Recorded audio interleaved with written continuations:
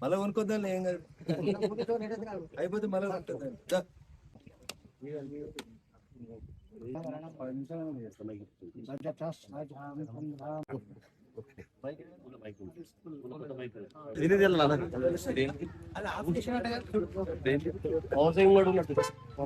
మీరు చెప్తే కూడా రాలేదు ఈసారి 100% అటెండ్ అయినాక 90 రోజులు పాటు వస్తాను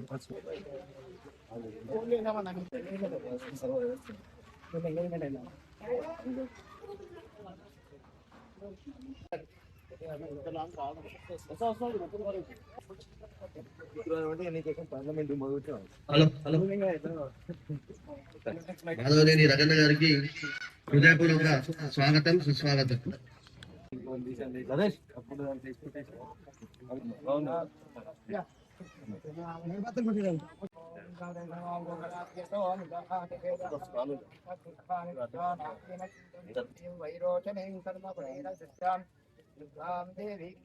రమేష్ కిలో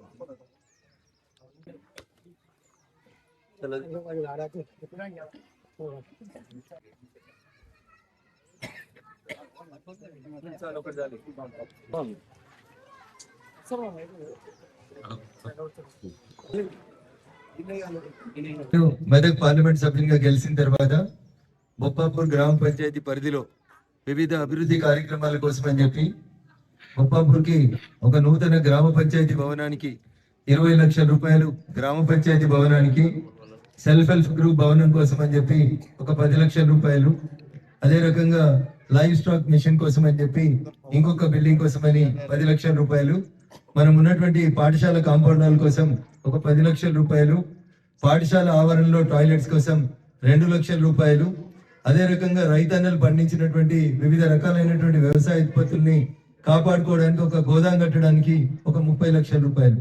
మొత్తం బొప్పాపూర్ గ్రామ పంచాయతీకి భారత ప్రభుత్వం నరేంద్ర మోడీ గారి నాయకత్వంలో ఉపాధి హామీ పథకం కింద 82 లక్షల రూపాయలతో ఈ రోజు బొప్పాపూర్ గ్రామ పంచాయతీలో ఈ పనుల అభివృద్ధి కార్యక్రమాల్ని గ్రామ సర్పంచ్ గారితో కలిసి భూమి పూజ కార్యక్రమం నిర్వహించడం జరిగింది.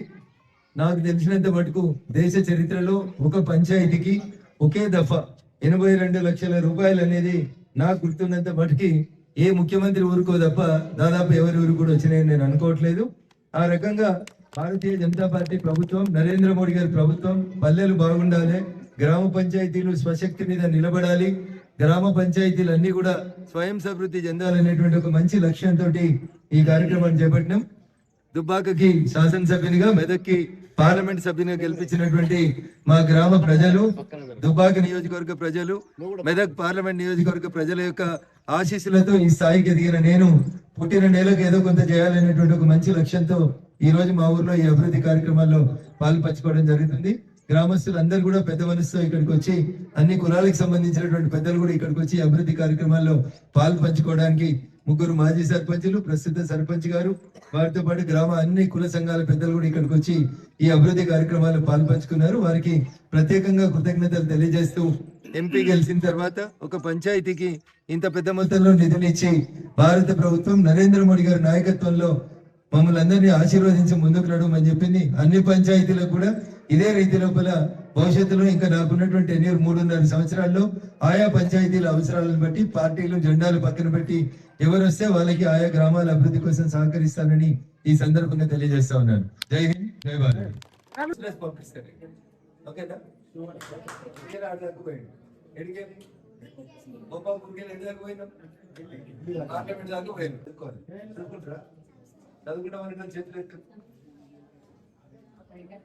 అందరూ తీరా వెరీ గుడ్. ఎంతమంది లీడర్లు అయితే బాగా చదువుకోండి. దూరం పోవాలి, ఇక్కడ ఐకేపీ దగ్గర కట్టే 30 లక్షలు పోదాం నడుస్తా. కార్ ఎగ్జాంపుల్ గుట్ట మీదకి పోవాలి, దూరం అవుతుంది. మీరు అందరూ నడుచుకుంటూ పోవాలి. నేను ఇట్లా కొత్త కారు కొన్నాను,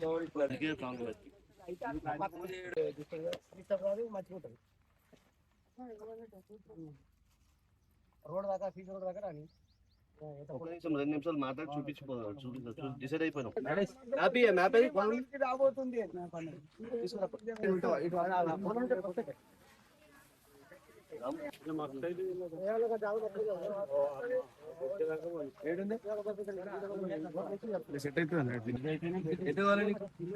ఇట్లా నలిపారండి, ఇట్లా వస్తుంది కదా, ఇట్లా నలిపారండి.